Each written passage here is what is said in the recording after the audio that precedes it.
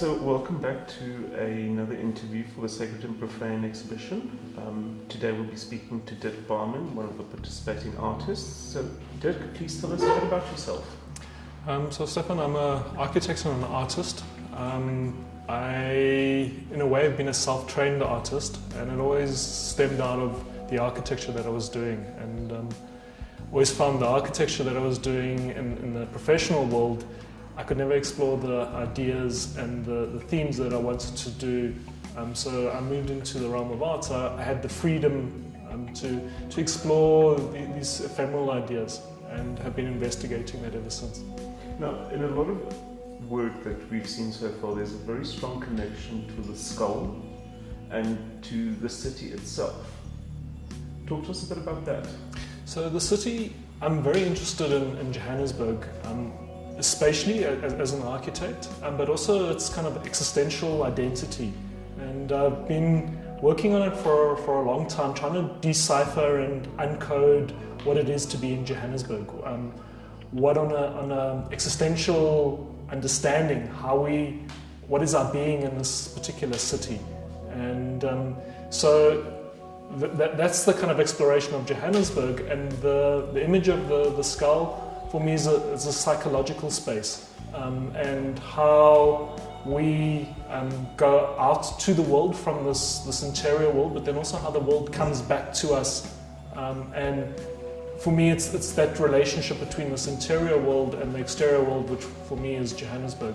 Obviously, there is this inside and outside of Johannesburg that's very relevant for you. Mm-hmm. What is your experience of Johannesburg? I mean, I think most big cities, they're always founded on a sacred site. So that there's always this sense of a center that draws people to a place, and then cities usually grew up around that. Johannesburg was built on exploitation, and it has this mining town mentality, and the fact that the city's been rebuilt 6 or 7 times since its very short history, there's always the sense of erasure, the sense of kind of rebuilding, and in a way those sacred sites, those perceptual centers of where the city originated from, where there's a space of specialness, doesn't exist in the city.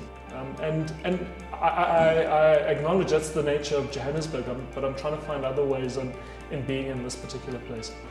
Talking about cities being structured around sacred spaces, which is pretty much what the world is built on, except for those 5 cities built around wealth.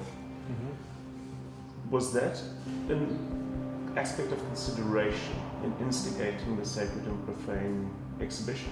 What I'm looking for is this perceptual center, this notion of the sacred. And in a way, Johannesburg is an incredibly profane city. Everything about it is about the kind of everyday. And I realized that trying to find the sacred, one really has to unpack the profane. And the two have a deep relationship to each other, and that one can't really pull the one apart from the other. Okay, so obviously you are the head instigator, and selection of artists is quite an interesting group. What do you think is the motivation behind the selection of artists? So I think, first of all, I think the notion of a number of voices exploring this idea from a number of aspects. So it doesn't become a single identity and a single voice talking about it. And I like the idea that there are a number of perspectives exploring this idea, but also that they're sometimes contradictory and that sometimes they're working against each other. And I think that's also the nature of the core idea of this exhibition, that the sacred and profane, it's about this duality. And in that duality and understanding the duality is where one finds the transcendence. But that transcendence only happens when the light comes together with the dark. Otherwise, it's an unbalanced experience. So, Dirk, thank you very much for your time. It's been an illuminating experience, I have to say. And thank you very much for watching this video. Please remember to subscribe and like. Goodbye.